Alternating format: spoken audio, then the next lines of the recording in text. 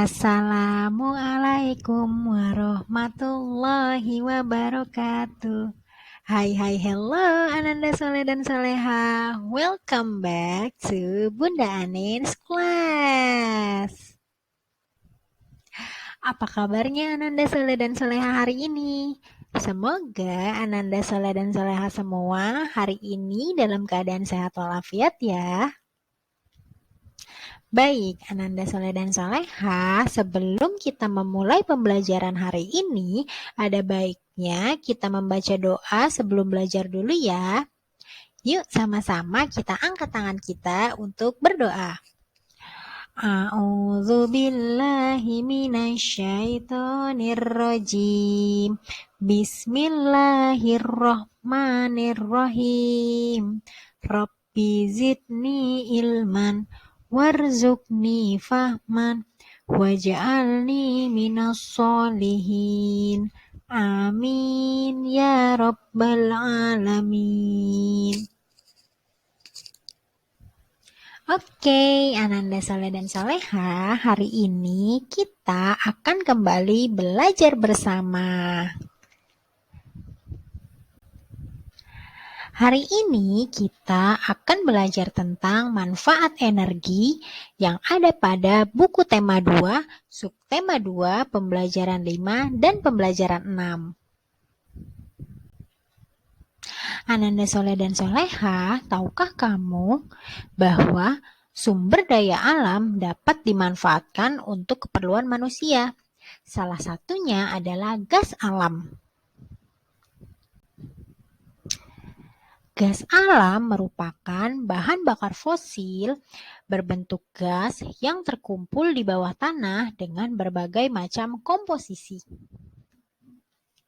Jadi, sama seperti minyak bumi dan batu bara, juga alat-alat tambang yang lain, gas alam ini juga terbentuk dari fosil yang tertanam di bawah tanah selama berjuta-juta tahun.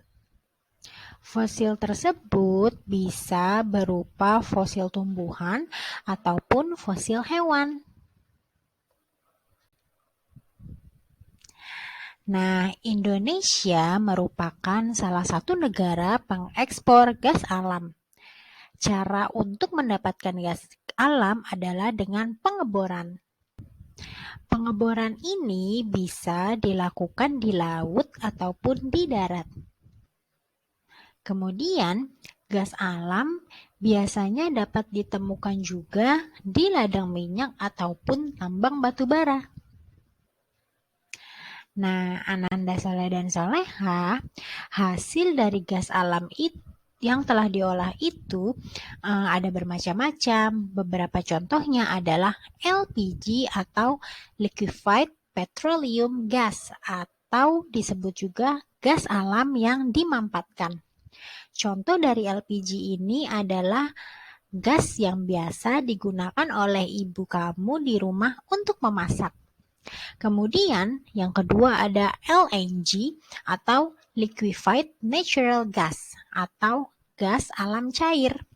Contoh dari LNG ini yaitu adalah pupuk.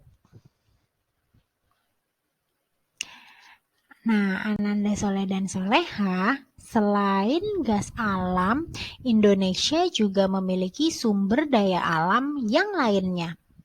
Bisa Ananda lihat di layar ini.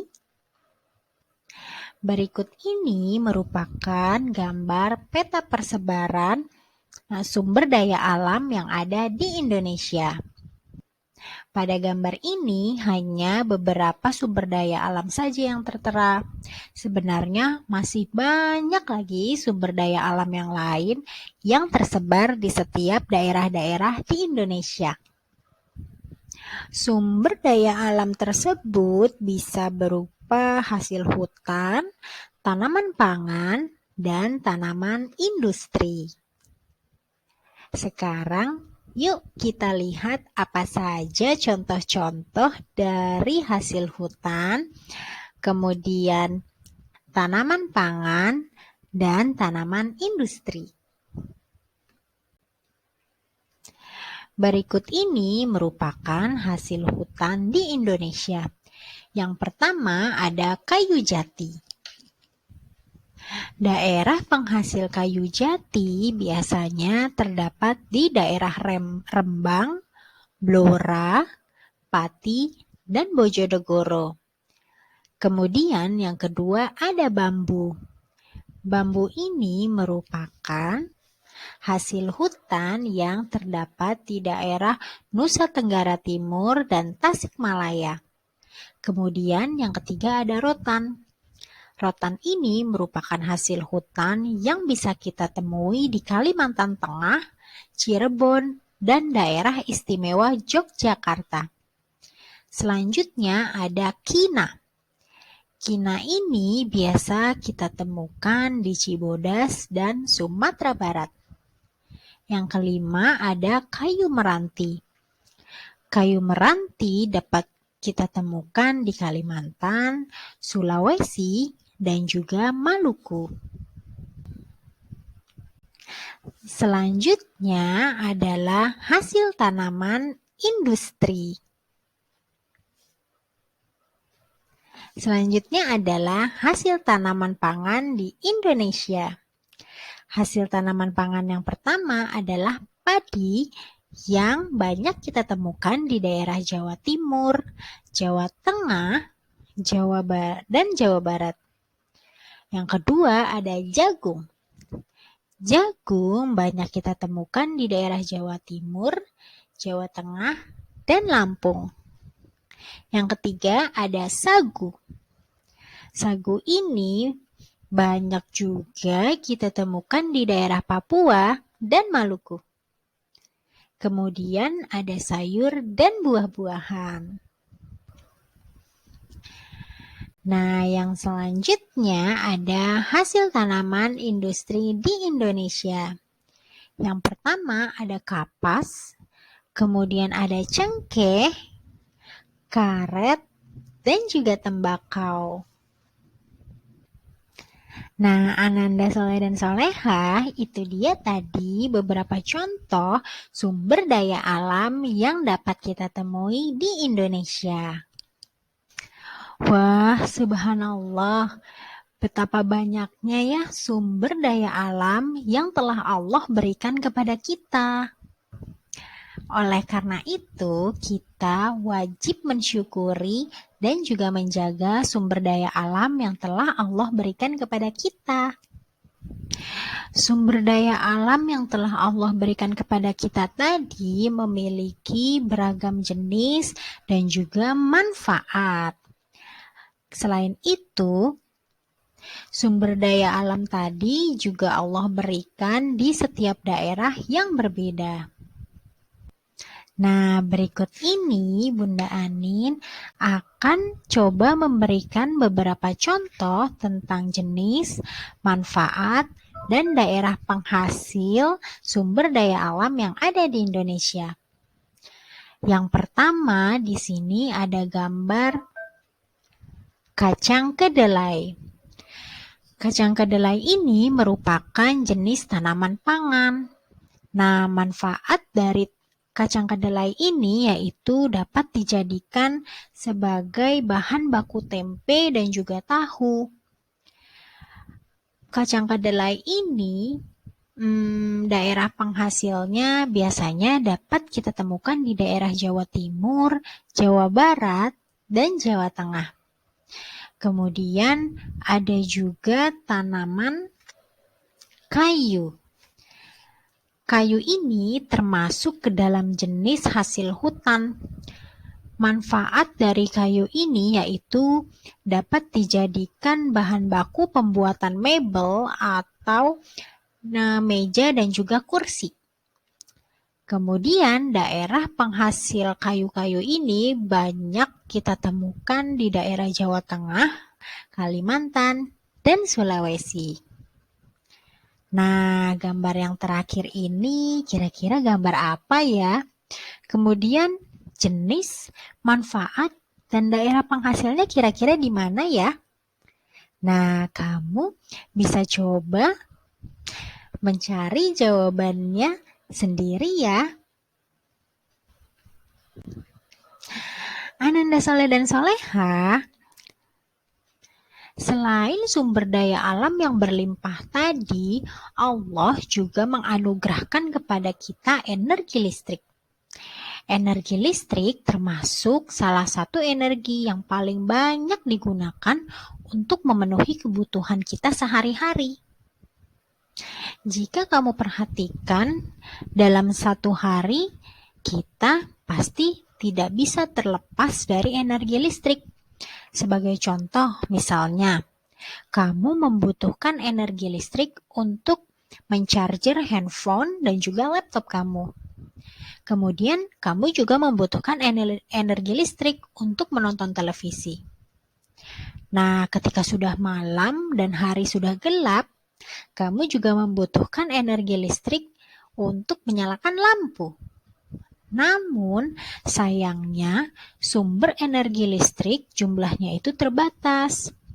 Bahkan masih ada loh beberapa daerah di Indonesia yang tidak mendapatkan pasokan listrik. Nah, oleh karena itu, sudah seharusnya kita bersyukur karena bisa menggunakan energi listrik secara bebas.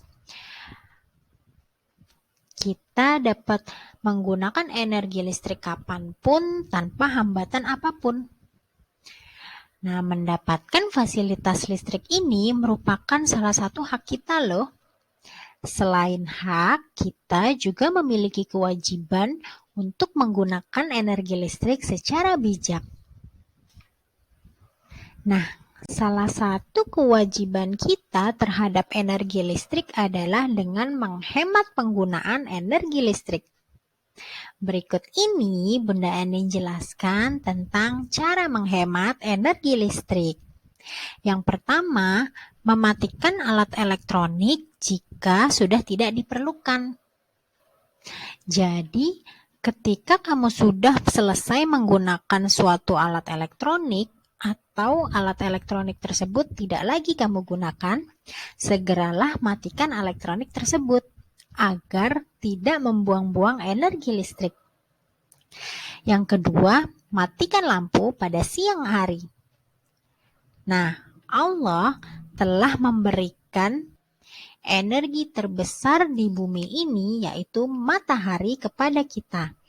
Jadi, pada siang hari, kita dapat memanfaatkan cahaya matahari untuk penerangan di rumah kita, sehingga tidak perlu lagi kita menggunakan lampu pada siang hari.